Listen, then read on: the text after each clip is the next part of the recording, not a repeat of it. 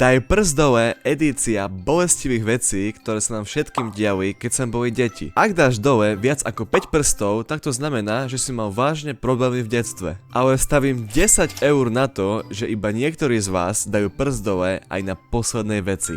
Daj prst dole, ak si niekedy pri jedení spavil jazyk.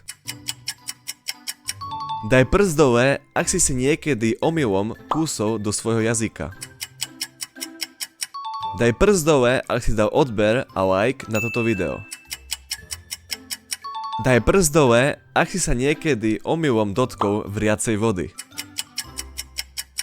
Daj prst dole, ak ťa niekedy kúslo nejaké zviera.